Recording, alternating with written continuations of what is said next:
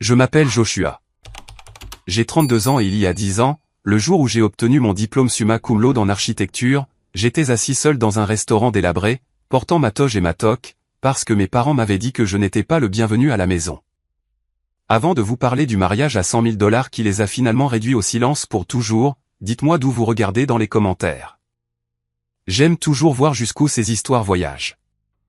C'est drôle comme l'odeur de graisse et de café rassis peut déclencher un souvenir aussi vif. Même maintenant, une décennie plus tard, assis dans mon bureau avec vue sur la skyline que j'ai aidé à concevoir, je peux fermer les yeux et me retrouver dans cette cabine chez Jerry S, un restaurant ouvert 24h24. Le siège en vinyle était fissuré, pinçant l'arrière de ma cuisse, et le climatiseur bourdonnait d'un air cassé et cliquetant. Je devais avoir l'air ridicule. Un homme de 22 ans vêtu d'une toge de fin d'études noire flottante. Une toque avec un gland doré posé sur la table à côté d'une bouteille de ketchup. Fixant d'un regard vide un menu que je ne lisais pas. Je ne le lisais pas parce que je ne pouvais pas voir les mots. Mes yeux brûlaient, retenant des larmes que je refusais de laisser couler. Les hommes de ma famille ne pleuraient pas. C'était la leçon numéro 1 de mon père, Robert. La leçon numéro 2 était que Joshua, moi, était le plan de secours, le filet de sécurité, le fils invisible. Pour comprendre pourquoi j'étais assis là alors que les familles autour de moi trinquaient et prenaient des photos, il faut comprendre l'appel téléphonique que j'avais reçu ce matin-là. C'était censé être le plus grand jour de ma vie. 4 ans de nuit blanche, à boire des boissons énergisantes bon marché, à travailler 3 emplois à temps partiel pour payer les frais de scolarité, et à dormir à la bibliothèque. Je l'avais fait. J'avais fini premier de ma promotion. J'avais appelé ma mère, Linda, à 7 heures. J'étais assez naïf pour penser que peut-être, juste peut-être, l'ampleur de la journée changerait les choses. Maman, avais-je dit, la voix épaisse d'excitation. La cérémonie commence à 10 heures. J'ai gardé des places pour toi et papa juste au premier rang. Je sais que c'est un trajet, mais si vous partez maintenant. Elle m'a coupé la parole. Sa voix n'était pas endormie. Elle était frénétique, stressée. Le genre de stress qui vient de la planification d'un couronnement, pas d'une remise de diplôme. Joshua, pourquoi appelles-tu si tôt? Tu as réveillé ton père. C'est le jour de la remise des diplômes, maman, dis-je, l'excitation s'échappant de moi comme l'air d'un pneu crevé. Tu as promis. Il y a eu un soupir à l'autre bout du fil. Un long soupir lourd que j'avais entendu 1000 fois auparavant. C'était le son de mon existence étant un inconvénient. Écoute, Josh, dit-elle, laissant tomber le UA comme si elle ne pouvait pas prendre la peine de finir mon nom. Les plans ont changé. L'anniversaire de Caleb est ce week-end. L'anniversaire de Caleb était il y a 3 jours, ai-je argumenté. Caleb était mon frère aîné, l'enfant chéri, celui qui ne pouvait rien faire de mal, bien qu'il n'ait jamais gardé un emploi plus de 6 mois. Et aujourd'hui, c'est ma remise de diplôme universitaire. Oui, mais le temps est parfait aujourd'hui, dit Linda, son ton passant à cette hauteur défensive qu'elle utilisait quand elle savait qu'elle avait tort mais ne voulait pas l'admettre. Ton frère voulait sortir le bateau. Nous avons loué ce beau ponton à la maison du lac. C'est une grande fête, Joshua. Tout le monde vient. Tante Patricia, les cousins, les voisins.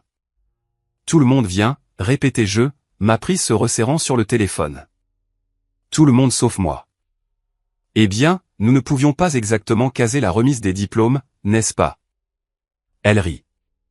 Un son nerveux et dédaigneux. C'est juste une cérémonie, chérie. Ils te tendent un morceau de papier. C'est ennuyeux. Caleb a traversé une période difficile ces derniers temps avec sa petite amie qui l'a quitté. Il a besoin de ce coup de pouce. Il a besoin d'être le centre de l'attention aujourd'hui. Il a besoin d'être le centre de l'attention. C'était l'histoire de ma vie. Caleb avait besoin d'une voiture, donc je n'ai pas eu d'appareil dentaire. Caleb avait besoin d'argent pour une caution pour conduite en état d'ivresse, donc ma colonie de vacances a été annulée. Caleb avait besoin d'un coup de pouce, donc ma remise de diplôme universitaire ne comptait pas. Donc, tu ne viens pas, déclarai-je, la voix plate. Ne sois pas dramatique, claqua-t-elle. Nous te célébrons aussi, en esprit. Ne viens juste pas à la maison du lac aujourd'hui, d'accord? Caleb est un peu sensible au fait que tu finisses l'université alors que lui. Eh bien, tu sais, il cherche encore sa voie. Nous ne voulons pas lui frotter ça au visage.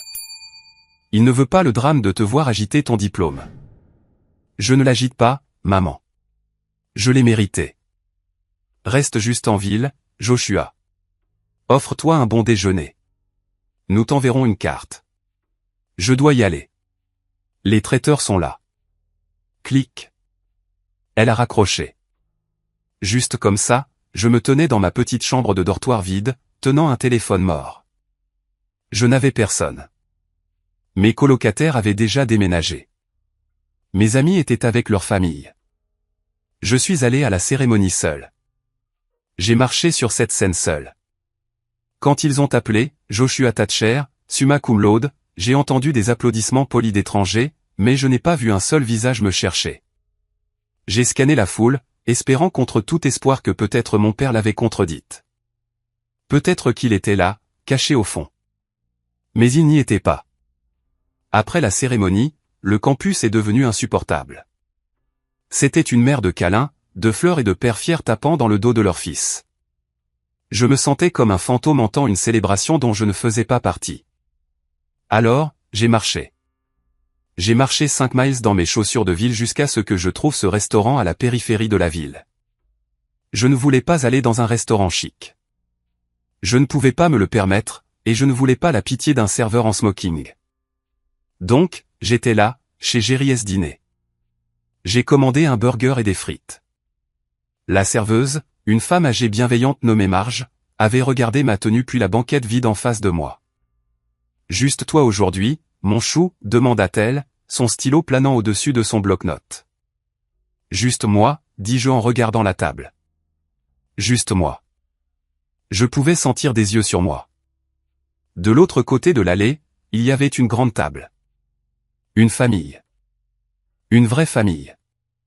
Il y avait un homme âgé dans un costume gris élégant, une femme aux yeux gentils et aux cheveux argentés parfaitement coiffés, un jeune homme de mon âge environ, et une jeune femme qui riait à quelque chose que le père avait dit. Il ressemblait à une image sortie d'un magazine. Il mangeait du steak et des œufs, buvait du jus d'orange, célébrait quelque chose. Il dégageait une sorte de chaleur qui me glaçait jusqu'aux os parce qu'elle soulignait exactement ce que je n'avais pas. J'ai essayé de me faire petit. J'ai resserré la toge de fin d'études autour de moi, souhaitant l'avoir enlevée, mais je n'avais nulle part où la mettre. C'était ma seule armure. J'ai croqué dans une frite, mais elle avait le goût du carton. Ma gorge était trop serrée. J'ai pensé à Caleb sur le bateau en ce moment. Probablement en train de boire une bière, de rire, de raconter une histoire exagérée sur un emploi qu'il a presque obtenu. Mes parents seraient en train de rayonner vers lui tendant une autre part de gâteau, oubliant complètement que leur autre fils venait d'accomplir la seule chose qu'il disait impossible pour notre famille. J'ai senti une vibration dans ma poche. J'ai sorti mon téléphone, un texto de ma tante Patricia, vu les photos de la fête au lac sur Facebook. « Où es-tu ? Pourquoi n'es-tu pas sur la photo ? Joyeuse remise de diplôme, chérie. » J'ai fixé l'écran. Ils avaient déjà posté des photos. J'ai ouvert Facebook contre mon meilleur jugement. Et c'était là, un selfie de ma mère et Caleb. Caleb portait des lunettes de soleil et tenait un gobelet rouge. La légende disait, célébration de mon bébé. Si fier de l'homme qu'il devient. Pas un mot sur moi. Pas une mention. Ce n'était pas seulement qu'il l'avait choisi. C'était qu'il m'avait effacé. J'ai posé le téléphone sur la table avec un peu trop de force. La bouteille de ketchup a vibré. J'ai mis ma tête dans mes mains, prenant une profonde inspiration tremblante. Je voulais juste disparaître. Je voulais payer ma facture, retourner dans mon dortoir vide, faire mes valises et conduire quelque part, n'importe où sauf chez moi. J'avais $400 sur mon compte en banque et un diplôme. C'était tout. Excusez-moi, fils. La voix était profonde, résonnante et calme. Elle m'a fait sursauter. J'ai levé les yeux, essuyant rapidement mes yeux avec le dos de ma main. Debout à côté de ma banquette se trouvait l'homme âgé de la grande famille de l'autre côté de l'allée. De près, il était encore plus intimidant. Il avait une mâchoire forte, des yeux bleus perçants, et il se tenait avec une autorité qui criait le pouvoir. Mais son expression n'était pas pitoyable. Elle était curieuse. « Je ne voulais pas vous déranger, dit-il, faisant un geste vers le siège vide en face de moi. Mais ma femme, Eleanor, elle a remarqué la toge et la toque. C'est le grand jour aujourd'hui. J'ai avalé difficilement, essayant de trouver ma voix. Ouais. Oui, monsieur. Je viens de finir. Architecture, n'est-ce pas? Il pointa la couleur dorée du gland. Ou ingénierie? Architecture, dis-je, surpris qu'il sache. Il hocha la tête avec appréciation. Majeur difficile. Nuit tardive. Beaucoup de caféine. Il regarda le siège vide en face de moi, puis scanna le restaurant comme s'il cherchait quelqu'un qui pourrait être aux toilettes. Quand il réalisa qu'il n'y avait personne, son regard revint vers moi, plus doux cette fois. Vous attendez quelqu'un. J'aurais pu mentir. J'aurais dû mentir. Il aurait été plus facile de dire qu'ils garaient la voiture ou qu'ils étaient aux toilettes. Mais quelque chose dans la présence de cet homme, la façon dont il me regardait dans les yeux comme si j'étais un égal, a brisé mes défenses. Non, monsieur, dis-je, ma voix se brisant légèrement. Ils n'ont pas pu venir. Ils n'ont pas pu venir? Il haussa un sourcil. À une remise de diplôme universitaire? L'anniversaire de mon frère, ai-je lâché. La vérité avait un goût amer. Il voulait une fête sur un bateau. Ma mère a dit qu'il ne voulait pas le drame de ma présence. Le visage de l'homme n'a pas changé, mais ses yeux se sont assombris. Il m'a regardé pendant un long moment, étudiant mon visage, ma cravate bon marché, la façon dont mes mains tremblaient légèrement. Je vois, dit-il, et la façon dont il l'a dit m'a fait sentir qu'il voyait vraiment. Il n'a pas offert de platitude. Il n'a pas dit, oh, je suis désolé. Au lieu de cela, il s'est tourné légèrement et a fait signe à sa table. Eleanor, Sarah, Daniel, a-t-il appelé. Prenez vos assiettes. On bouge. Monsieur, bafouillai-je. Vous n'êtes pas obligé. Je sais que je ne suis pas obligé, dit-il en tirant la chaise en face de moi et en s'asseyant. Mais dans la famille Morrison, nous avons une règle. Personne ne mange seul un jour marquant. C'est de la malchance.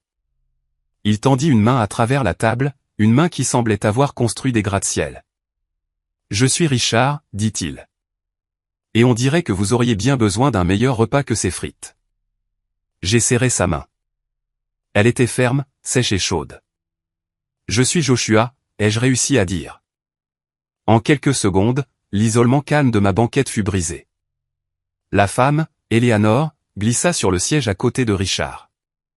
Elle sentait la lavande et le parfum coûteux. Les deux jeunes adultes tirèrent des chaises d'une table voisine au bout de la banquette. Salut, Joshua, dit Eleanor, son sourire irradiant une gentillesse à laquelle je n'étais pas habitué. Je suis Eleanor. Voici notre fils, Daniel. Et voici Sarah. Sarah, la jeune femme, me sourit. Elle avait des yeux intelligents et un chignon décoiffé qui avait l'air chic sans effort. Architecture, hein, dit-elle. Papa va t'interroger. Prépare-toi. Ignore-la, dit Richard, faisant signe à la serveuse. Marge, apporte un menu à ce jeune homme, un vrai, et apporte une tournée de mimosa. Nous avons un diplômé à célébrer. J'étais assis là, stupéfait. Je me sentais comme un imposteur. Ces gens étaient clairement riches. Leurs vêtements, la façon dont ils se tenaient, la confiance facile dans leur voix. C'était un monde loin des dîners chaotiques, bruyants et tendus avec lesquels j'avais grandi. Alors Joshua, dit Richard, se penchant en arrière alors que Marge débarrassait ma triste assiette de frites. Parle-nous de ton projet final. Quelle était ta thèse? J'ai hésité. Mes parents n'avaient jamais posé de questions sur mes cours, encore moins sur ma thèse. C'était axé sur le logement urbain durable, la réutilisation adaptative des espaces industriels. Les yeux de Richard s'illuminèrent. Pendant les 20 minutes suivantes, je n'étais pas le gamin triste avec les parents absents. J'étais un architecte. J'ai parlé de structure, de lumière, de matériaux et d'impact communautaire. Richard n'a pas seulement écouté. Il m'a mis au défi. Il a posé des questions techniques spécifiques sur les murs porteurs et les lois de zonage. Tu connais ton sujet, dit Daniel en prenant une bouchée de son toast. Papa déchire généralement les nouveaux diplômés en 5 minutes. Attendez. J'ai regardé Richard. Vous êtes architecte aussi? Richard sourit. Un petit tic modeste de ses lèvres. J'ai touché à tout.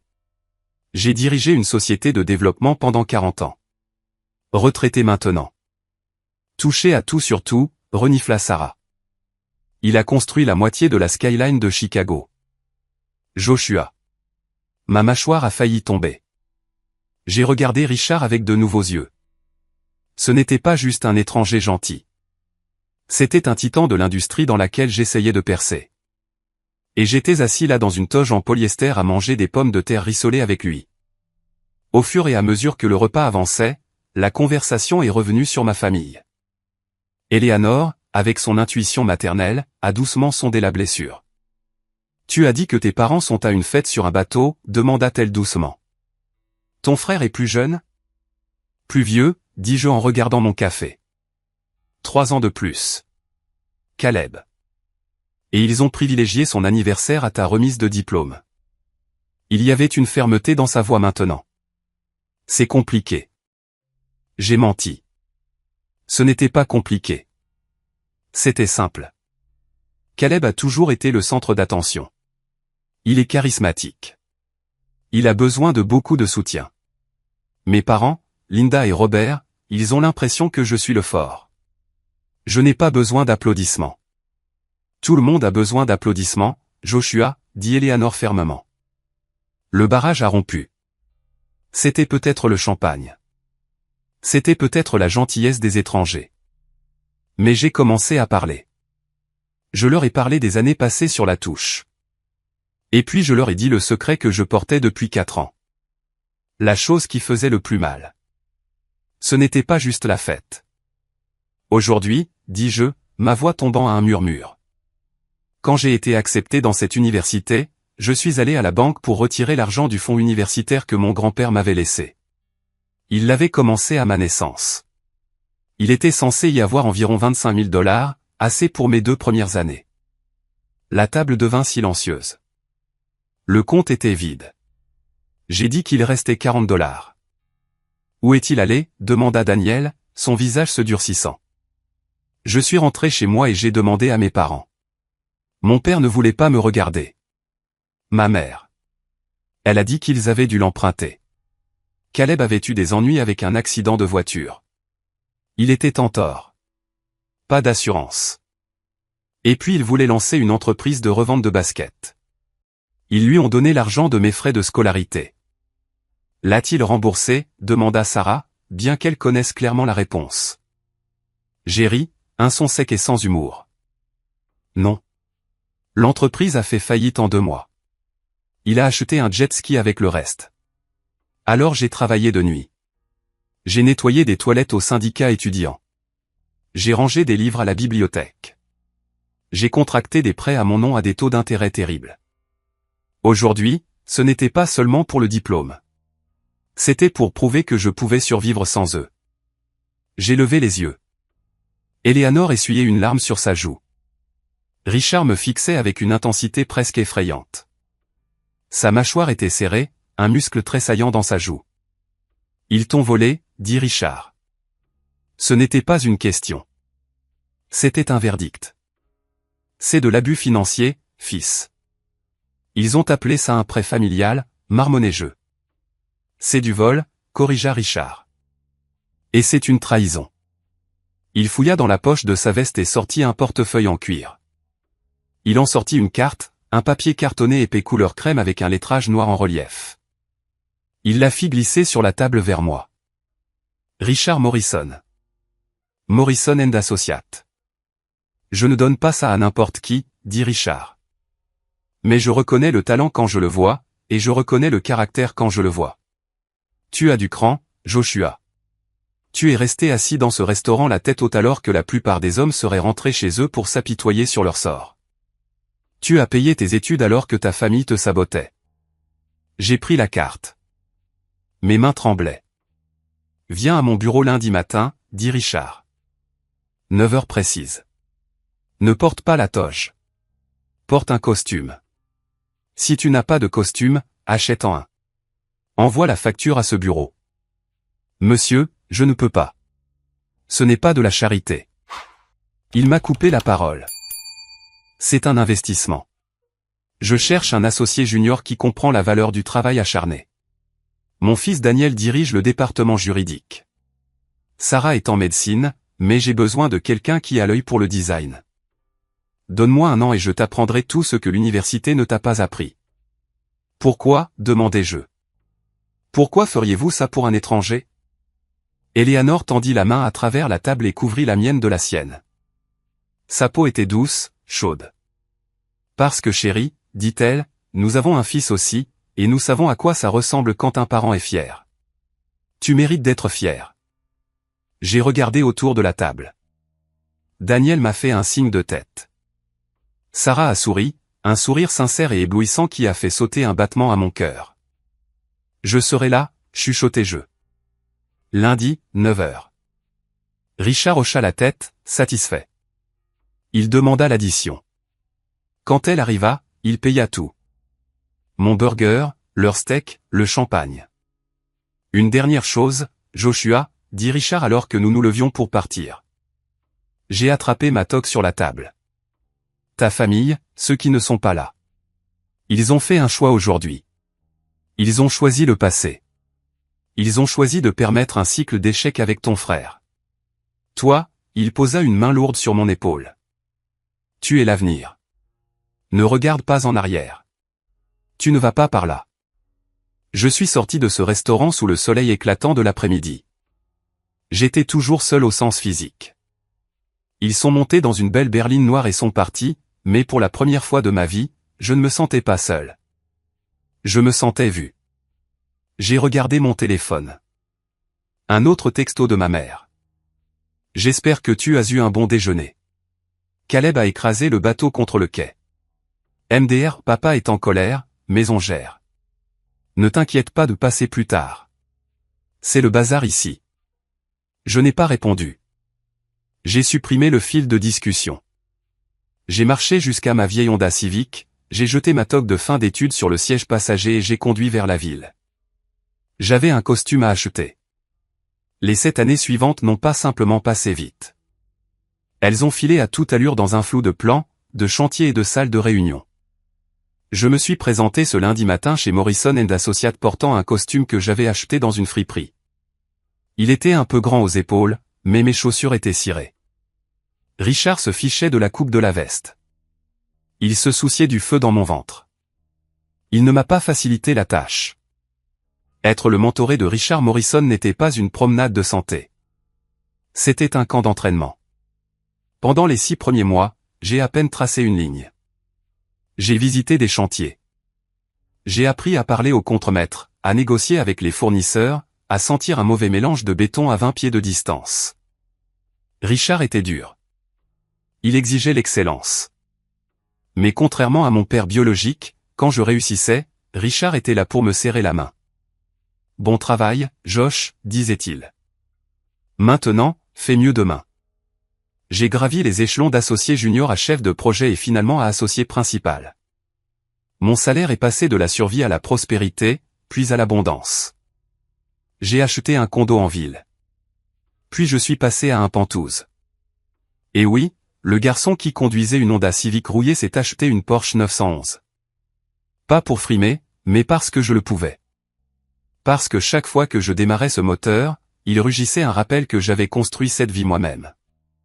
Mais le plus grand changement n'était pas l'argent. C'était les gens. J'ai passé chaque Thanksgiving, chaque Noël, chaque anniversaire avec les Morrison. Je suis devenu un incontournable chez eux. Je jouais aux échecs avec Richard le dimanche. Je cuisinais avec Eleanor. Je suis devenu le meilleur ami de Daniel et Sarah. Sarah et moi avons commencé comme amis. Elle était occupée par sa résidence, devenant pédiatre, et j'étais enterré sous le travail, mais nous nous sommes liés autour de cafés tardifs et de la pression partagée de vouloir rendre le monde meilleur. 3 ans après notre rencontre dans ce restaurant, je l'ai invité à sortir. 2 ans après ça, par une soirée enneigée à Chicago, j'ai mis un genou à terre. Quand elle a dit oui, je n'ai pas seulement gagné une fiancée. J'ai officiellement gagné la famille que j'avais déjà revendiquée dans mon cœur. Mais il restait un document. Environ 6 mois avant le mariage, je me suis assis dans le bureau de Richard. La pièce sentait le vieux cuir et le tabac à pipe. Richard examinait des contrats. « Richard, dis-je, la voix nerveuse. Je dois te demander quelque chose. » Il regarda par-dessus ses lunettes. « Si c'est à propos de la fusion, la réponse est oui. Si c'est pour emprunter mes clubs de golf, la réponse est non. » J'ai souri. Ce n'est ni l'un ni l'autre. C'est à propos des invitations au mariage. J'ai fait une pause, prenant une profonde inspiration. Je ne veux pas du nom Thatcher sur l'invitation. Je ne veux plus être Joshua Thatcher. Ce nom représente les gens qui m'ont laissé dans un restaurant. Il représente les gens qui ont volé mon avenir pour payer un jet ski. Richard posa son stylo. Il enleva ses lunettes. J'ai regardé dedans. J'ai continué, ma voix tremblant légèrement. Adoption d'adultes. C'est un processus légal. Cela couperait mes liens juridiques avec Robert et Linda. Cela ferait de moi légalement ton fils. Je l'ai regardé, terrifié par le rejet. Je sais que j'ai 30 ans. Je sais que c'est symbolique surtout, mais je veux être un Morrison. Je veux porter le nom de l'homme qui m'a réellement élevé. Richard se leva. Il contourna le lourd bureau en chêne. Cet homme qui pouvait défier les chefs syndicaux et les OPA hostiles avait les larmes aux yeux. Il m'a serré dans une étreinte qui m'a coupé le souffle. J'attendais que tu demandes, chuchota Théil d'une voix rauque. Eleanor a les papiers dans le coffre-fort. Elle espère ça depuis la 2e année. Nous sommes allés au tribunal un mois plus tard. C'était une audience simple, mais son poids était énorme.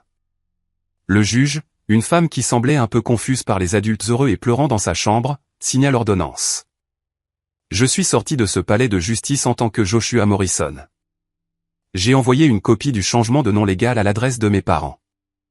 Pas de note, juste l'ordonnance du tribunal. Je n'ai jamais eu de réponse. J'ai supposé qu'ils ne comprenaient pas ou qu'ils s'en fichaient. La vie était parfaite. Je gagnais un salaire à 6 chiffres. J'avais une famille aimante. J'étais sur le point d'épouser la femme de mes rêves lors d'un mariage qui allait coûter plus de 100 000 $. Que je payais entièrement moi-même. Nous avons loué un vignoble dans la Napa Valley. Nous avons engagé une équipe de traiteurs étoilés au Michelin. Cela allait être la célébration de l'amour et du succès qu'on m'avait refusé toute ma vie. Mais comme pour toutes les tempêtes, les nuages se sont rassemblés tranquillement avant que le tonnerre ne frappe. Ma famille biologique était silencieuse depuis des années. Des textos occasionnels aux anniversaires pour demander de l'argent, que j'ignorais. Un message Facebook de Caleb demandant si je pouvais lui trouver un travail, que j'ai bloqué. Je pensais être en sécurité. J'avais tort. Ça a commencé par une fuite. Ma tante Patricia, la seule personne décente de ce patrimoine génétique, avait été invitée au mariage. Je la voulais là. Elle m'avait envoyé des biscuits à l'université quand mes parents n'envoyaient rien. Mais Patricia, dans son excitation, avait posté sur le mariage royal à venir de son neveu sur son Facebook. Elle ne m'a pas tagué, mais elle a tagué le lieu, Napa Valley, la date, et elle a mentionné l'Empire Morrison. C'était tout ce qu'il fallait. Un soir, j'étais chez moi en train de revoir le plan de table avec Sarah. Mon téléphone a sonné. C'était un numéro inconnu. Je laissais généralement aller sur la messagerie vocale, mais j'attendais un appel du fleuriste. Allô, c'est Joshua. Joshua, mon Dieu, c'est impossible de te joindre. As-tu changé de numéro? La voix m'a envoyé un frisson de glace dans le dos. C'était Linda, ma mère. Mais ce n'était pas la voix dédaigneuse et frénétique du jour de la remise des diplômes. C'était mielleux à souhait. C'était la voix qu'elle utilisait quand elle voulait emprunter de l'argent aux voisins. Linda, dis-je, mon ton tombant instantanément au zéro absolu. Comment as-tu eu ce numéro? Oh, ne sois pas bête. Tante Patricia l'a donné à ton père. Nous étions si inquiets pour toi. Nous n'avons pas eu de tes nouvelles depuis une éternité. Et puis nous voyons cette histoire d'ordonnance du tribunal. C'était quoi? Une blague? Ce n'était pas une blague, dis-je. C'était une correction. Pourquoi appelles-tu? Eh bien. Elle hésita, et je pouvais entendre le faux sanglot se coincer dans sa gorge. Tu nous manques, Josh. Vraiment. Et nous avons entendu. Nous avons entendu que tu vas épouser un médecin et que son père est Richard Morrison, le milliardaire. Il n'est pas milliardaire. Maman, arrête ça. Mais il est riche et tu te maries à Napa. Oh, Joshua, je suis si heureuse pour toi. Nous sommes tous si heureux. Caleb disait justement hier, je parie que Josh va avoir le meilleur mariage. Nous sommes si excités de venir. Je me suis figé. Venir? Vous n'êtes pas invité, dis-je. Joshua. Sa voix s'aiguisa, le masque glissant légèrement. Nous sommes tes parents. Tu ne peux pas te marier sans ta mère et ton père. C'est contre nature. De plus, nous avons déjà réservé les vols. Nous voulons rencontrer ta nouvelle famille. Nous voulons les remercier d'avoir pris soin de toi pendant que tu te cherchais. Me chercher? J'ai failli écraser le téléphone. Je me suis trouvé le jour où vous m'avez laissé dans un restaurant. Je dis, vous n'êtes pas invité. La sécurité aura vos photos. Si vous vous présentez, vous serez escorté dehors. Tu n'oserais pas, siffla TL. Après tout ce que nous avons sacrifié pour toi. Nous t'avons donné la vie. Vous m'avez donné un code génétique. Vous avez donné tout le reste à Caleb. En parlant de Caleb, comment va le garçon en or? Il y eut un silence. Un silence lourd et chargé. Il traverse une période difficile, dit Linda, sa voix redevenant petite. L'entreprise familiale, ça ne va pas bien, Josh. Caleb a essayé de s'agrandir et il y a des dettes, de grosses dettes. Nous espérions. Eh bien, la famille est de la famille, n'est-ce pas? Et si tu entres dans la famille Morrison, ils voudront sûrement aider leur nouvelle belle famille à se remettre sur pied. J'ai ri. C'était un son sombre et froid. Voilà. Il ne s'agit pas du mariage. Il s'agit de l'argent. Vous voulez un renflouement? Nous avons besoin d'aide. Joshua, ton père va perdre la maison. Caleb a des ennuis avec des gens malveillants. Laisse-nous juste venir au mariage. Laisse-nous rencontrer Monsieur Morrison. Je suis sûr que si nous expliquons. Non, dis-je. Ne venez pas. N'appelez plus. J'ai raccroché et bloqué le numéro. Mon cœur battait la chamade. J'ai regardé Sarah. Ils viennent.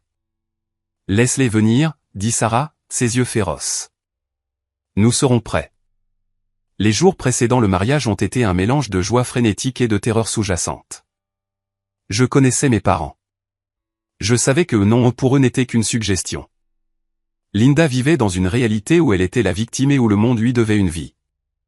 S'ils étaient désespérés, et on aurait dit qu'ils se noyaient financièrement, ils verraient mon mariage non pas comme une cérémonie, mais comme une opportunité de réseautage, une chance d'attraper un riche bienfaiteur. J'ai engagé une sécurité supplémentaire. J'ai donné au chef de l'équipe de sécurité, un ancien marine massif nommé Tony, des photos de Linda, Robert et Caleb. Il ne passe pas la porte, ai-je dit à Tony. Compris, Monsieur Morrison. Tony hocha la tête. L'entendre m'appeler Monsieur Morrison calma un peu mes nerfs, mais j'avais sous-estimé la ruse du désespoir. 2 jours avant le mariage, j'ai reçu un dossier d'un détective privé que j'avais engagé sur les conseils de Richard pour vérifier la situation de ma famille biologique. J'avais besoin de savoir à quoi j'avais affaire. Le rapport était choquant. Mon père, Robert, avait remis les rênes de sa petite entreprise d'aménagement paysager stable à Caleb il y a 3 ans. En 18 mois, Caleb l'avait coulé. Il avait utilisé les actifs de l'entreprise pour acheter des voitures flashy et investir dans une arnaque de crypto-monnaie. Il risquait la saisie de leur maison. Caleb avait des dettes de jeu. Il ne venait pas juste pour mendier. Il venait pour survivre. J'étais leur dernier ticket de loterie. Le week-end du mariage est arrivé. Le lieu était un domaine magnifique à Napa surplombant des collines de vignes. L'air sentait le jasmin et le champagne cher. Les invités arrivaient en limousine. Il y avait des sénateurs, d'autres architectes, des médecins de l'hôpital de Sarah. C'était un rassemblement de succès et d'élégance. Richard m'a pris à part le matin de la cérémonie. Nous étions sur le balcon de la suite nuptiale, regardant les chaises blanches disposées sur la pelouse. « Ça va, fiston ?» demanda-t-il. « J'attends que l'autre chaussure tombe, ai-je admis. Je sais qu'ils sont là. Le détective privé a dit qu'ils avaient réservé un motel 6 à environ 10 miles d'ici. Richard a ajusté ma cravate. Laisse-les venir. S'ils font une scène, ils s'humilient eux-mêmes, pas toi. Tu n'as rien à avoir honte, Joshua. Tu as construit cette vie. J'ai juste ouvert la porte. Tu l'as franchie. Ils pensent que tu paies tout, dis-je, un sourire amer sur le visage. Linda pense qu'elle peut te charmer pour payer les dettes de Caleb. Richard gloussa, un son sec. J'ai mangé des requins comme ta mère au petit déjeuner dans les années 80. Ne t'inquiète pas pour moi. Concentre-toi sur Sarah. La cérémonie était magnifique. Quand j'ai vu Sarah marcher dans l'allée, tout le reste s'est estompé. La peur, la colère, le passé, tout s'est dissous. Je n'étais plus le garçon abandonné. J'étais un homme debout, sur le point d'épouser mon égal. Quand l'officiant a demandé, « Voulez-vous, Joshua Morrison, prendre cette femme ?» Et que j'ai dit, « Je le veux ». J'ai senti un poids physique quitter ma poitrine. Nous étions mari et femme. La réception a eu lieu dans un immense pavillon de verre. Lustre en cristal, groupe de jazz en direct, table chargée de nourriture gastronomique. C'était la définition du luxe. Nous étions environ 1 heure dans la réception. Les discours commençaient. Je tenais la main de Sarah, me sentant détendu pour la première fois depuis des semaines. Puis j'ai vu une agitation près de l'entrée. Tony, mon garde de sécurité, bloquait le passage de 3 personnes. Mais Linda était bruyante. Elle portait une robe trop vive, trop scintillante et clairement démodée. Caleb était dans un smoking de location qui ne lui allait pas, l'air en sueur et agité. Robert avait l'air gris et vaincu, traînant derrière eux. Je suis la mère du marié. Linda hurlait assez fort pour que le groupe de jazz faiblisse. Vous ne pouvez pas m'empêcher d'entrer au mariage de mon fils. C'est illégal. Je vais vous poursuivre. Les invités se retournaient. Les murmures commençaient. Qui sont ces gens? Est-ce que c'est le personnel? Je me suis levé. Mon instinct était de courir, de me cacher, d'être à nouveau ce gamin dans le restaurant. Mais alors j'ai senti Sarah serrer ma main. J'ai regardé Richard. Il m'a fait un signe de tête. Laisse-les entrer, Tony, dis-je dans mon micro-cravate, qui était connecté à la sécurité. Monsieur, demanda Tony dans mon oreillette. Laisse-les entrer. Je voulais que ça finisse. Je voulais que ça finisse publiquement. Je voulais qu'il n'y ait aucune ambiguïté sur notre position. Linda, voyant le chemin libre, s'est pavanée dans la pièce comme si elle en était propriétaire. Elle a lissé sa robe, a mis un large faux sourire et a marché vers la table d'honneur. Caleb a suivi, ses yeux parcourant la pièce, se posant avidement sur les montres et bijoux coûteux des invités. Joshua, s'écria Linda, ouvrant les bras comme si nous n'avions pas été éloignés depuis près d'une décennie. Oh, mon bébé, nous avons réussi. Le garde de sécurité était si impoli, mais nous lui avons dit, il y a sûrement une erreur. Elle a atteint la table d'honneur. Je ne me suis pas levé pour la serrer dans mes bras. Je suis resté assis, le visage de marbre. Maman, dis-je. Le mot avait un goût de cendre. Qu'est-ce que tu fais ici? Te célébrer. Elle ignora ma froideur, se tournant pour faire face à la foule. Elle attrapa un microphone des mains d'un serveur stupéfait. Bonjour à tous, annonça TL. La pièce devint mortellement silencieuse. Je suis Linda, la mère de Joshua. Je sais, nous sommes un peu en retard. Notre vol a été retardé, mais nous ne manquerions ça pour rien au monde. Elle se tourna vers Richard et Eleanor, qui étaient assis à côté de moi. Et vous devez être les Morrison, dit-elle, sa voix dégoulinant de miel artificiel. Je veux juste vous dire merci. Merci d'avoir accueilli notre Joshua dans votre cercle. C'est si agréable de voir des familles s'entraider. Nous avons toujours dit que Joshua était spécial, n'est-ce pas, Robert? Robert hocha la tête faiblement. Et maintenant, continua Linda, gesticulant vers la salle somptueuse. Voir tout ça, ce beau mariage que vous avez payé, ça me réchauffe le cœur. Vraiment. Ça montre à quel point vous êtes généreux. La pièce était silencieuse. Maladroitement, douloureusement silencieuse. Linda pensait qu'elle charmait la salle. Elle pensait qu'elle préparait le terrain pour la demande. Elle se tourna vers moi. Joshua. Caleb est si heureux pour toi aussi. Fais un câlin à ton frère. Caleb s'avança, sentant l'eau de Cologne bon marché et la cigarette rassis. Et, frangin. Joli endroit. Ça doit être sympa d'épouser une riche, hein. C'était ça. C'était l'étincelle. Je me suis levé. Mais avant que je puisse parler, Richard s'est levé. Il n'avait pas besoin de microphone. Sa voix, rôdée dans les salles de conseil et les chantiers de construction, portait jusqu'au fond de la salle. « Excusez-moi, madame, dit Richard. » Il contourna la table pour se tenir face à face avec Linda. Il la dominait. « Je pense qu'il y a un malentendu, dit Richard calmement. »« Oh, pas de malentendu, sourit nerveusement Linda. Nous sommes juste une famille qui se connecte avec une famille. »« Vous n'êtes pas de la famille, dit Richard. » La température dans la pièce chuta de 10 degrés. Vous êtes des étrangers qui se sont incrustés à un événement privé. Et concernant votre commentaire sur le fait que j'ai payé ce mariage. Richard se tourna vers la foule, puis revint vers Linda. Je n'ai pas payé ce mariage, dit Richard clairement. Je n'ai pas dépensé un centime pour cet événement. Linda cligna des yeux, confuse. Mais regardez ça. Les fleurs, le lieu. Joshua ne pouvait pas se permettre ça. Il est. Eh bien, il est Joshua. Joshua, dit Richard, plaçant une main sur mon épaule, est l'un des meilleurs architectes du pays. Il est associé principal dans mon cabinet. Il gagne un salaire qui le place dans le top 1% de cette nation. Il a acheté sa propre maison. Il conduit sa propre Porsche. Et il a payé chaque fleur, chaque verre de champagne et chaque steak que vous voyez dans cette pièce. La mâchoire de Linda tomba. Elle me regarda, les yeux écarquillés. Quoi? Tu as de l'argent? Oui, maman, dis-je en m'avançant. J'en ai. J'ai travaillé pour ça.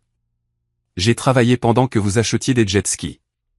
J'ai travaillé pendant que vous organisiez des fêtes auxquelles je n'étais pas invité.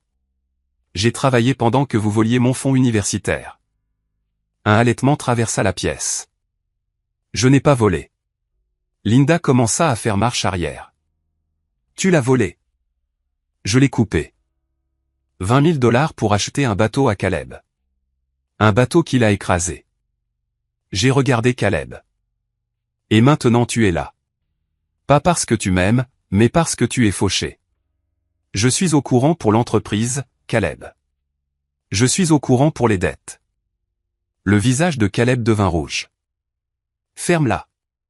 Tu penses que tu vaux mieux que nous. Je pense que j'en ai fini avec vous, dis-je. Vous n'êtes pas les bienvenus ici, tout comme je n'étais pas le bienvenu à la maison du lac. La révélation resta suspendue dans l'air comme la fumée après une explosion. Ma famille biologique se tenait exposée sous les lustres en cristal. Pendant des années, il s'était raconté une histoire. Joshua est le perdant. Joshua est l'ingrat. Caleb est la star. Maintenant, cette histoire se brisait en temps réel. Linda regarda de moi à Richard, puis aux invités. Elle vit le dégoût sur leur visage. C'étaient des gens qui avaient réussi, des juges, des médecins, des millionnaires autodidactes. Ils reconnaissaient un escroc quand ils en voyaient un. Mais Linda avait une dernière carte à jouer, la carte de la victime. Elle éclata en sanglots. Des sanglots théâtraux bruyants.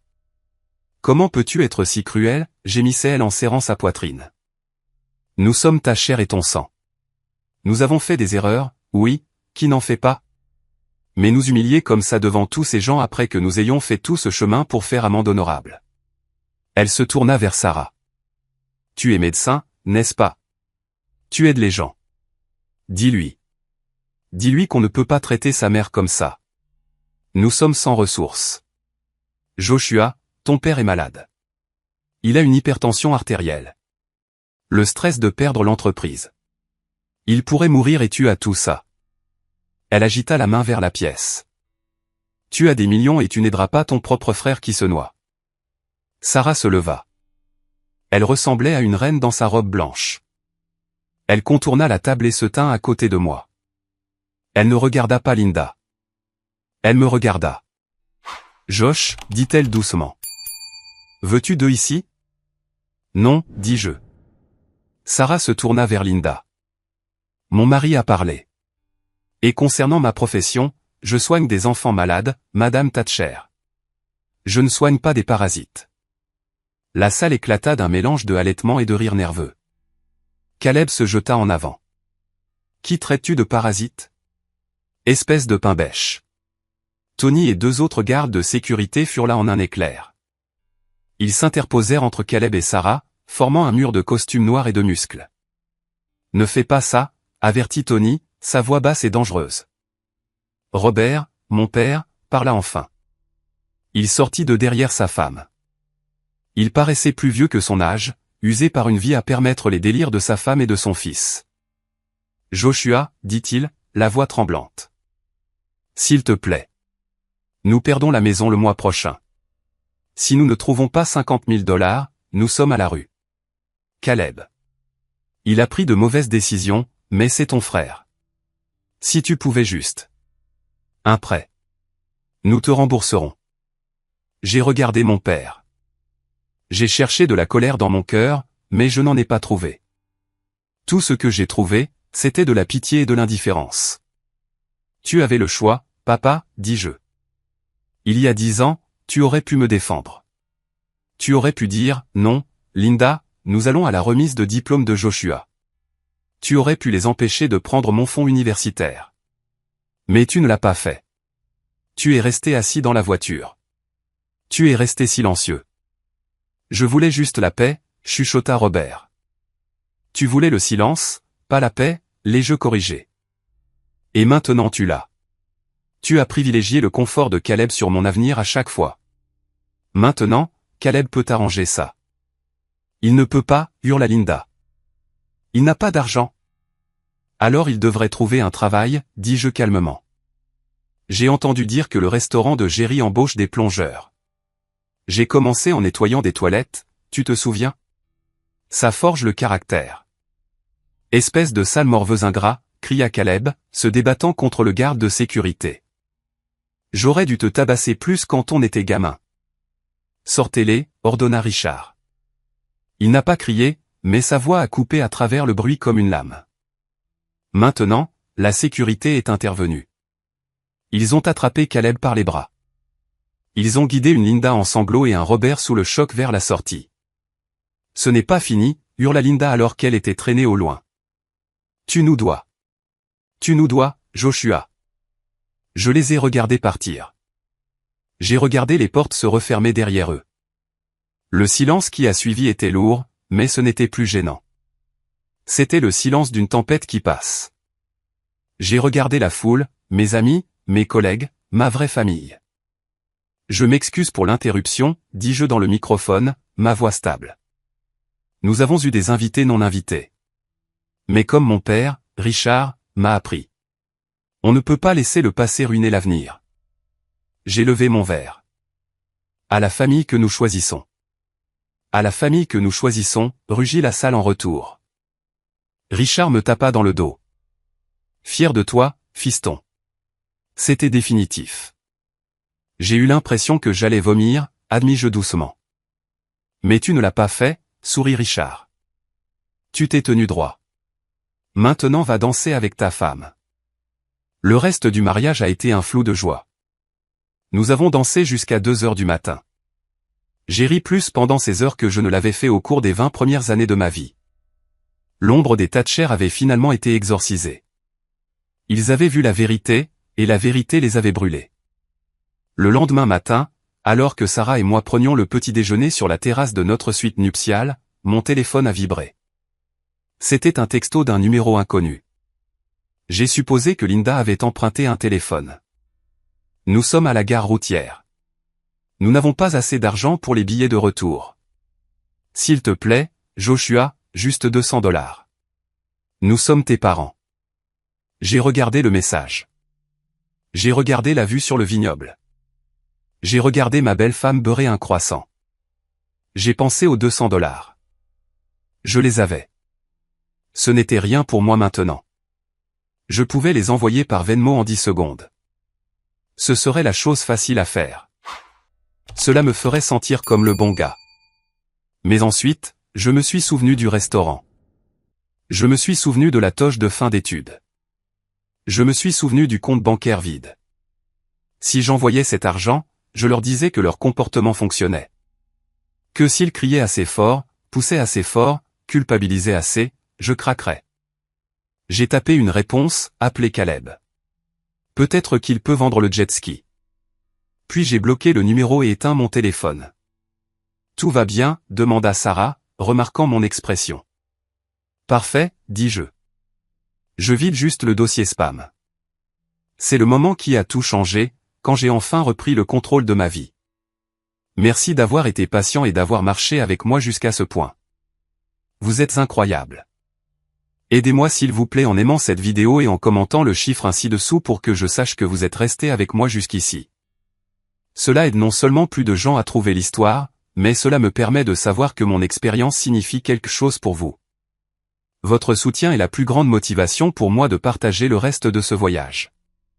Une semaine plus tard, nous étions de retour de notre lune de miel. J'étais de retour au bureau. La vie continuait. J'ai eu des mises à jour par la bande, principalement par tante Patricia. La banque a saisi la maison de mes parents un mois plus tard. Ils ont dû emménager dans un petit appartement de location dans un mauvais quartier de la ville. La voiture de Caleb a été saisie. Il a évité la prison pour des temps déclarant faillite, mais son crédit était ruiné. Il travaillait maintenant dans la construction, un travail d'ouvrier qu'il détestait, se plaignant à qui voulait l'entendre que son frère riche l'avait arnaqué. Linda passait son temps à poster des citations vagues et passives-agressives sur Facebook à propos d'enfants ingrats et de karma, mais personne n'aimait les publications. Les gens de notre ville natale avaient entendu l'histoire. Ils savaient ce qui s'était passé au mariage. Le moulin à rumeurs de la petite ville a pour une fois fonctionné en ma faveur.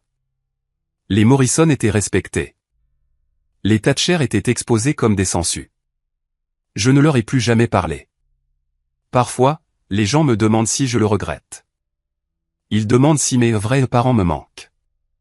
Je leur dis que j'ai mes vrais parents. À Thanksgiving dernier, 5 ans après le mariage, nous sommes retournés chez Jerry S. dîner. C'est une tradition maintenant.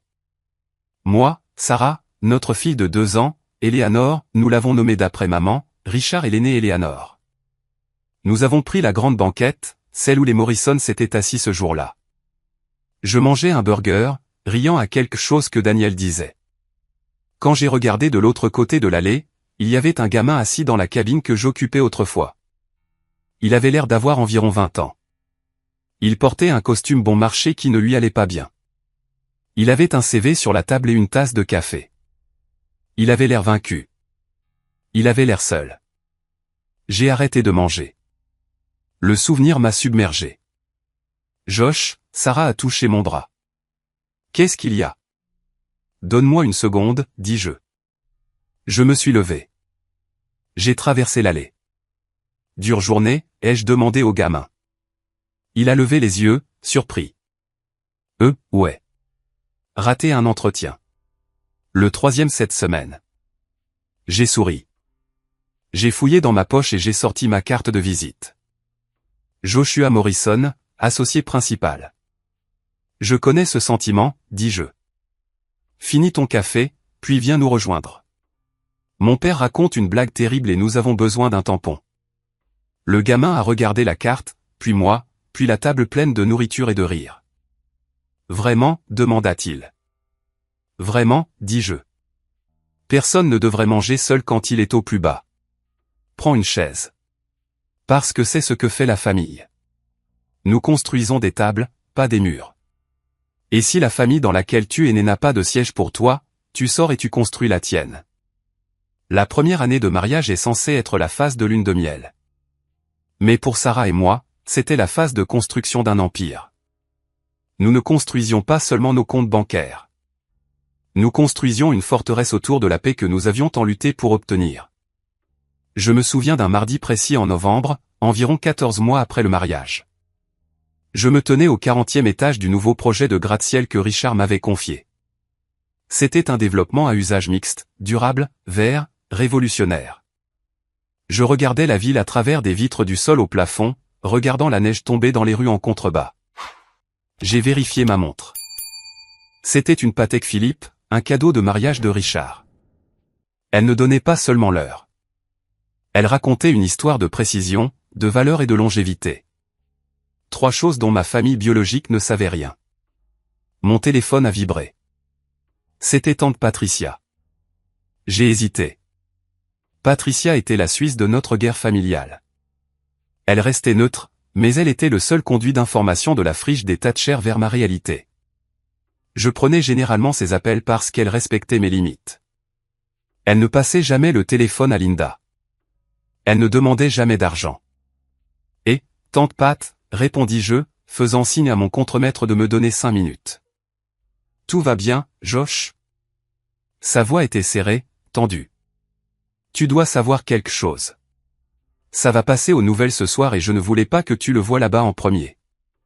Mon estomac se serra. Qu'est-ce qui s'est passé? C'est papa?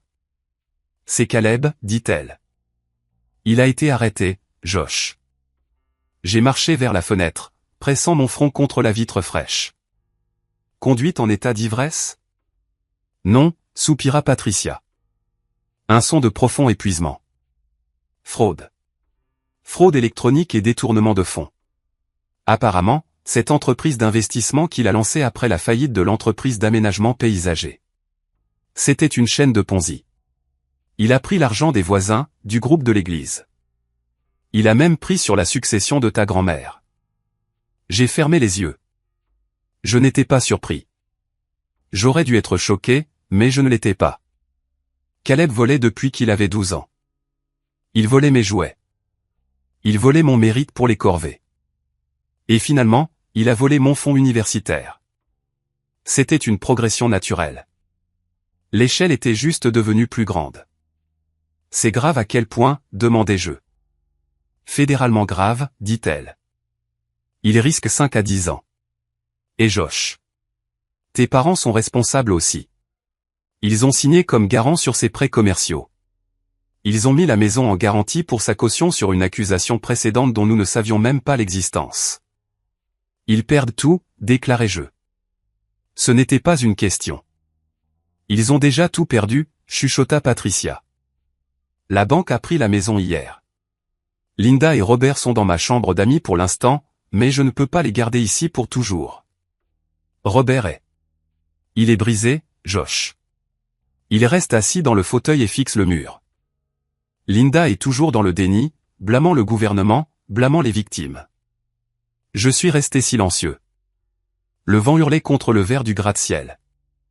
Je ne te demande pas de réparer ça, dit rapidement Patricia, sentant mon retrait. Je connais ta position.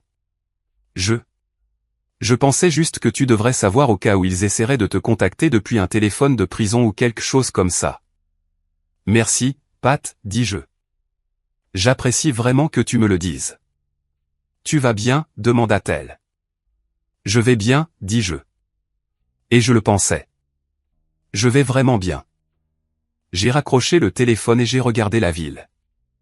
Il y a 10 ans, cette nouvelle m'aurait détruit. Je me serais senti coupable.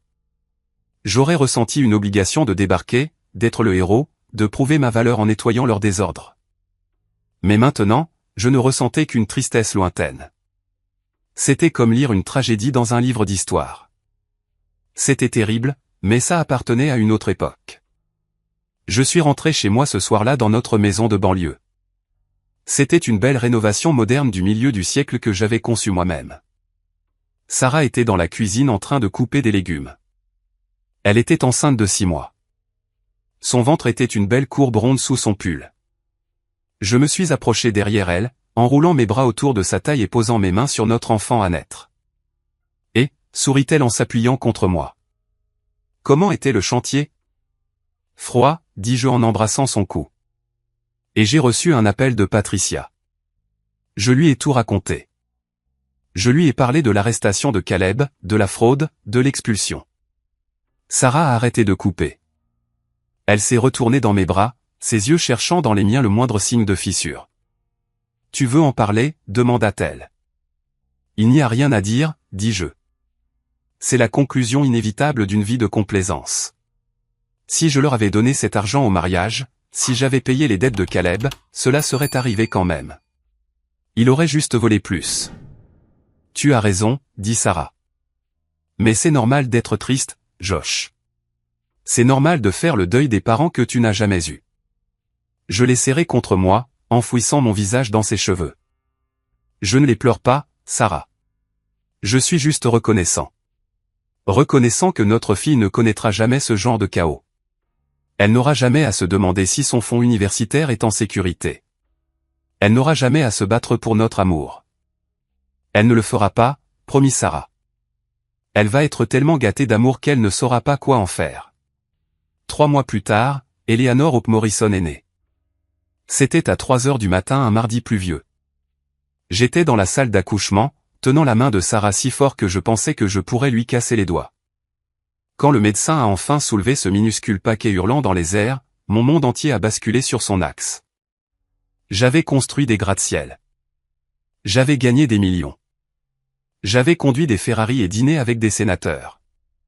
Mais rien, absolument rien, ne se comparait au sentiment de tenir ma fille pour la première fois. Elle était si petite, ses yeux étaient fermés, ses poings serrés. Je l'ai regardée et j'ai ressenti une vague de responsabilité terrifiante et écrasante. Richard et Eleanor, ma maman, étaient dans la salle d'attente. Ils sont entrés 1 heure plus tard.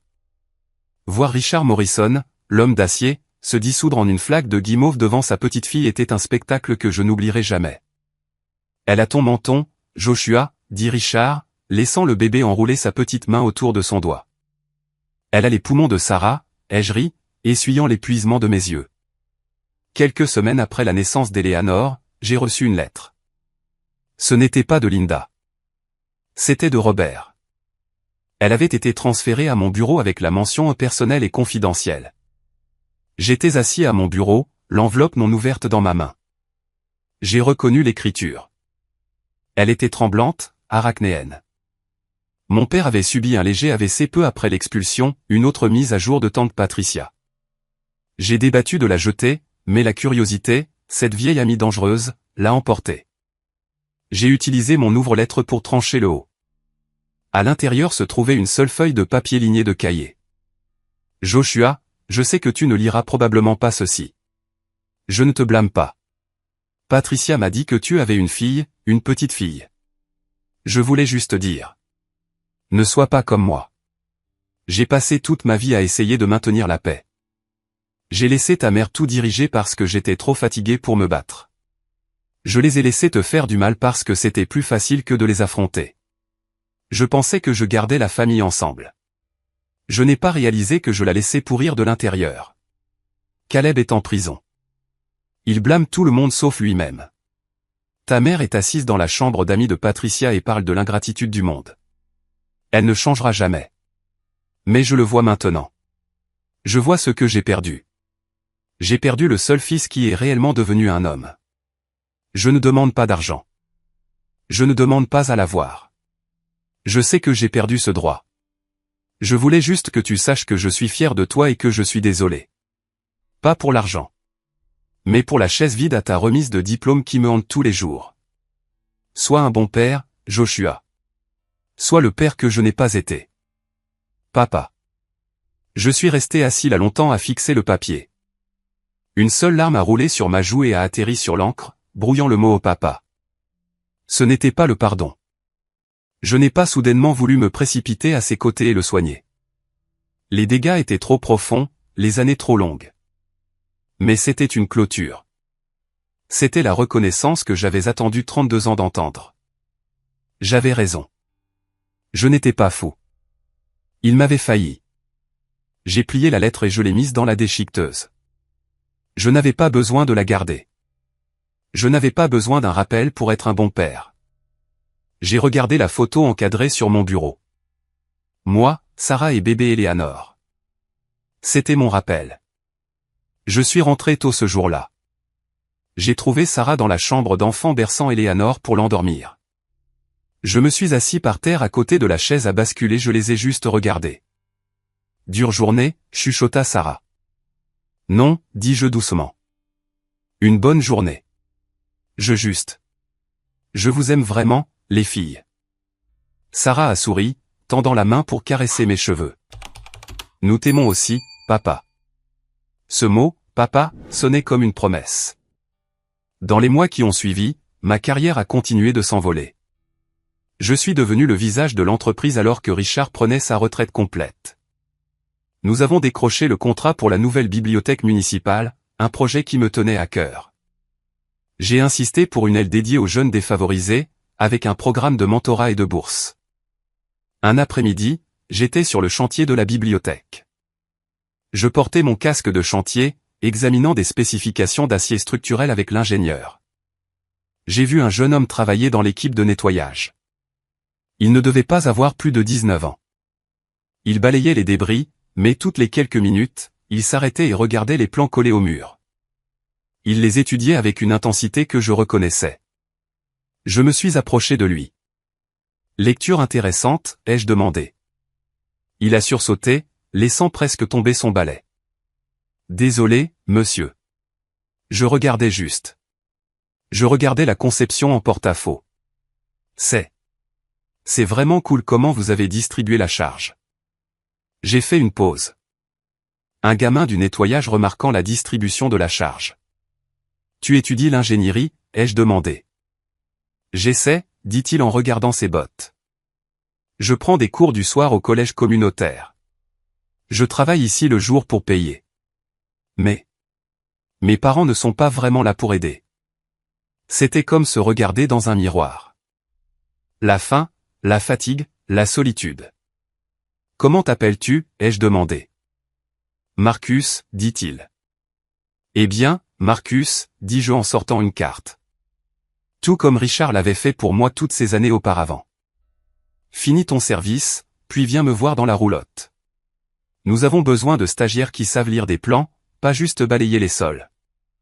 L'expression sur son visage. Le choc. L'espoir. C'était le meilleur chèque de paie que j'ai jamais gagné. Je suis rentré chez moi ce soir-là et j'ai parlé de Marcus à Richard. Richard, maintenant fragile mais toujours aussi vif, sourit depuis son fauteuil. « Passez le flambeau » dit Richard. « C'est la seule immortalité que nous ayons, Josh. » J'ai appris des meilleurs, dis-je en lui versant un verre de scotch. « Tu sais » dit Richard en regardant le liquide ambré. « Les gens m'ont toujours dit que j'étais fou de donner sa chance à un gamin dans un restaurant. Ils disaient que tu étais de la marchandise endommagée. Ils disaient que le traumatisme laisse des fissures qui ne guérissent jamais. Est-ce vrai » ai-je demandé. « Nous avons tous des fissures, fiston. » Richard cogna son verre contre le mien. C'est comme ça que la lumière entre. 5 ans plus tard. La vie a un rythme maintenant. Un rythme magnifique, chaotique, épuisant et merveilleux. Eleanor a 5 ans, commence la maternelle et pose des questions sur tout. Pourquoi le ciel est bleu? Pourquoi les chats ronronnent? Pourquoi je n'ai pas de grand-père Robert? Cette dernière était difficile. Nous l'avons fait asseoir et lui avons expliqué que parfois, les gens ne sont pas assez sains pour être dans nos vies, même si nous le souhaiterions. Nous lui avons dit qu'elle avait grand-père Richard et grand-mère Eleanor, et que c'était assez d'amour pour 10 vies. Elle a semblé satisfaite de ça. Les enfants sont résilients. Ils acceptent la réalité que vous leur présentez tant qu'elle est enveloppée de sécurité. Caleb était toujours en prison. Il lui restait 2 ans à purger. D'après ce que Patricia m'a dit, il avait trouvé Jésus à l'intérieur, mais il dirigeait aussi un réseau de contrebande de cigarettes, donc j'ai pris sa conversion avec un grain de sel. Linda vivait dans un complexe de logements subventionnés pour personnes âgées. Elle avait arrêté de se teindre les cheveux et avait commencé à faire du bénévolat dans un refuge pour chats. Peut-être que les animaux étaient plus faciles à aimer pour elle que les humains. Il ne répondait pas. Il ne réussissait pas. Il ne la faisait pas se sentir petite. Robert est décédé il y a 2 ans. Je ne suis pas allé aux funérailles. C'était une décision qui a scandalisé les quelques parents restants qui me parlaient encore. « Comment peux-tu ne pas y aller ?» demandait-il. « C'est ton père. » Mais je suis resté à la maison. J'ai emmené Eleanor au parc ce jour-là. Je l'ai poussée sur la balançoire et j'ai écouté son rire. C'était mon mémorial pour lui, être présent pour mon enfant d'une manière qu'il ne l'a jamais été pour moi. J'ai envoyé des fleurs au funérarium. Un arrangement simple de lys blanc avec une carte qui disait juste « Repose en paix ». Pas de nom. Juste la paix. Parce que c'est ce que j'avais finalement trouvé. C'était un samedi matin, la veille de la fête des pères. Je me suis réveillé tôt, avant le soleil. La maison était calme. Je suis descendu, j'ai préparé une cafetière et je me suis assis sur la terrasse arrière. L'air était vif, sentant la rosée et l'herbe coupée. J'ai pensé au voyage. Le garçon de 22 ans en toge de fin d'études, pleurant dans ses frites. L'homme de 32 ans debout à l'hôtel, terrifié que son passé ne ruine son avenir. Et maintenant, le père de 40 ans buvant du café dans une maison bâtie sur l'amour. J'ai réalisé que pendant longtemps, je m'étais défini par ce qui me manquait. J'étais le fils dont on ne voulait pas. J'étais le frère qui avait été volé. J'étais la victime. Mais je n'étais plus une victime. J'étais un survivant. Et plus que ça, j'étais un architecte. Pas seulement de bâtiments, mais de ma propre lignée. Un sou pour tes pensées? Je me suis retourné. Sarah se tenait dans l'embrasure de la porte, enveloppée dans son peignoir en soie, tenant deux mugs. Elle était encore plus belle maintenant que le jour où je l'avais rencontrée. Il y avait des rides de rire autour de ses yeux, des mèches argentées commençant à se tisser dans ses cheveux. Je pensais juste, dis-je en prenant le mug qu'elle m'offrait. Au restaurant. On y va demain, demanda-t-elle en s'asseyant à côté de moi. Bien sûr, dis-je. C'est la tradition. La tradition du restaurant avait grandi. Ce n'était plus seulement nous. Le lendemain matin, nous avons conduit jusqu'à Géries dîner. Ça n'avait pas beaucoup changé. Les enseignes au néon clignotaient toujours. Les banquettes en vinyle étaient toujours fissurées. Mais l'atmosphère était différente parce que nous avions apporté la fête. Nous avons poussé 3 tables ensemble. Il y avait moi, Sarah et Eleanor. Il y avait Richard, utilisant maintenant une canne mais commandant toujours la pièce, et ma maman, Eleanor. Il y avait Daniel et son mari, Marc. Il y avait tante Patricia, que j'avais officiellement adoptée dans notre giron. Et il y avait Marcus, le gamin que j'avais trouvé en train de balayer le chantier. Il avait 24 ans maintenant, diplômé avec mention, je m'étais assuré d'assister à sa remise de diplôme, et travaillait comme architecte junior dans mon cabinet. Il avait amené sa fiancée, une douce fille nommée Lily. Nous avons rempli ce restaurant de bruit, de rire, de cliquetis de couverts et de passages de crêpes. J'ai regardé Marcus rire à l'une des terribles blagues de Richard, les mêmes blagues que Richard m'avait racontées il y a une décennie. J'ai vu Eleanor essayer de voler du bacon dans l'assiette de Daniel. J'ai vu Sarah me regarder avec ce regard qui disait « On a bien fait ». Marge, la serveuse qui m'avait servi ce premier jour solitaire, avait pris sa retraite il y a des années. Mais la nouvelle serveuse, une jeune fille aux cheveux violets, est venue avec la cafetière. « Vous êtes toujours la table la plus joyeuse ici », a-t-elle dit en versant ma tasse. « C'est une occasion spéciale ?» J'ai regardé autour de la table. J'ai regardé le groupe hétéroclite de personnes, certaines liées par le sang, certaines par la loi, certaines par pure circonstance et chance. Oui, dis-je en lui souriant. C'est la fête des pères, et nous célébrons le fait que la famille ne dépend pas de l'ADN que vous partagez. Ça dépend de qui se pousse pour vous faire de la place à table. La serveuse a souri. C'est magnifique. Je vais apporter un supplément de crème chantilly pour la petite. Et pour le grand-père, a crié Richard. Pendant que nous mangions, mon téléphone a vibré dans ma poche. Je l'ai sorti. C'était une notification de LinkedIn. Caleb Thatcher a consulté votre profil. Je l'ai fixé une seconde. Mon pouce a plané sur la notification. Je pouvais cliquer dessus. Je pouvais voir ce qu'il faisait, voir s'il était sorti de prison, voir s'il cherchait un moyen de revenir. Mais ensuite j'ai levé les yeux. Eleanor avait de la crème chantilly sur le nez et gloussait de manière incontrôlable. Richard racontait à Marcus la fois où il avait rencontré Frank Jury. Sarah tenait ma main sous la table. J'ai balayé vers la gauche. Supprimer la notification. J'ai remis le téléphone dans ma poche. Je n'avais pas besoin de regarder en arrière. Il n'y avait rien là-bas pour moi à part des fantômes. Après le petit déjeuner, nous sommes tous sortis sur le parking. Le soleil brillait tout comme le jour de ma remise de diplôme. Mais la lumière semblait différente maintenant. Elle ne brûlait pas. Elle réchauffait. Richard s'est approché de moi pendant que j'attachais Eleanor dans son siège auto. « Tu sais » a-t-il dit en s'appuyant sur sa canne. « J'ai pensé à mon testament. »« Papa, ne fais pas ça » ai-je averti. « Tu vas vivre jusqu'à 100 ans. » Chut, il m'a fait signe de la main. « Je laisse le cabinet à toi et Daniel, évidemment, mais je mets en place un nouveau trust. » Le trust de la chaise vide. Je l'ai regardé. « C'est quoi ?»« C'est une bourse, » a dit Richard, ses yeux s'embuant. « Pour les enfants dont les parents ne se présentent pas. Pour ceux qui sont assis seuls dans des restaurants avec leur toge et leur toque. Nous allons les trouver, Josh. Et nous allons payer leur école. Nous allons leur acheter des costumes. Nous allons leur donner une place à table. » J'ai senti une boule se former dans ma gorge, de la taille d'une balle de golf. « C'est incroyable, papa. »« Tu vas le diriger, » a-t-il dit. « Tu sais quoi chercher. » J'ai hoché la tête, incapable de parler. « Tu as bien fait, petit. » Richard m'a tapoté la joue. « Tu as brisé le cycle. » Il s'est éloigné vers sa voiture. Toujours une Rolls-Royce, parce que certaines choses ne changent jamais. Je suis resté là un moment, regardant ma famille se disperser. J'ai regardé mon reflet dans la vitre de ma voiture. Je ne voyais plus le garçon effrayé et abandonné. Je voyais un père, un mari, un fils. Je suis monté sur le siège conducteur.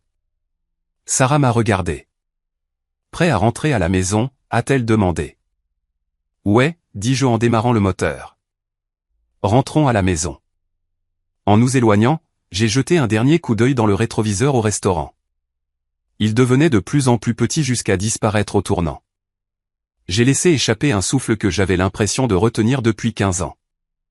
J'étais libre. Voilà, c'est mon histoire. C'est une longue route d'une cabine de restaurant solitaire à une salle de conseil d'administration. Mais le voyage m'a appris des leçons qu'aucun diplôme universitaire ne pourrait jamais enseigner. Si vous retenez une chose de mon expérience, que ce soit ceci, les limites ne sont pas un signe de haine. Elles sont un acte de respect de soi. Nous sommes élevés avec cette lourde attente culturelle que la famille est tout et que nous devons à nos parents une loyauté inconditionnelle simplement parce qu'ils nous ont donné la vie. Mais la biologie n'est que de la biologie. Être parent est un comportement. L'amour est une action, pas un nom. Si les personnes qui sont censées être votre port sur sont constamment la source de votre tempête, vous avez le droit de lever l'ancre et de partir. Vous n'êtes pas mauvais pour couper les ponts avec des membres toxiques de la famille. Vous n'êtes pas ingrat pour refuser d'être un paillasson. Vous ne pouvez pas guérir dans le même environnement qui vous a rendu malade. J'ai passé des années à attendre que mes parents changent, pensant que si je réalisais juste une chose de plus, si j'avais juste un peu plus de succès, ils me verraient enfin. Mais ils ne l'ont jamais fait. Parce que le problème n'était pas mon manque de succès. C'était leur manque de capacité à aimer au-delà d'eux-mêmes. Quand j'ai arrêté de mendier une place à leur table et que j'ai construit la mienne, tout a changé. J'ai trouvé Richard et Eleanor non pas parce que je cherchais des remplaçants, mais parce que j'étais enfin ouvert à recevoir un amour véritable. La famille, ce sont les gens qui se présentent. Ce sont les gens qui célèbrent vos victoires sans jalousie et vous soutiennent à travers vos pertes sans jugement. Ce sont les gens qui paient pour le mariage, pas ceux qui s'y incrustent pour chercher un prêt. Je veux vous entendre maintenant. Avez-vous déjà dû faire le choix difficile de vous éloigner de votre famille pour votre propre santé mentale? Ou avez-vous trouvé une famille choisie qui vous aime mieux que votre famille biologique ne l'a jamais fait? S'il vous plaît, laissez un commentaire ci-dessous.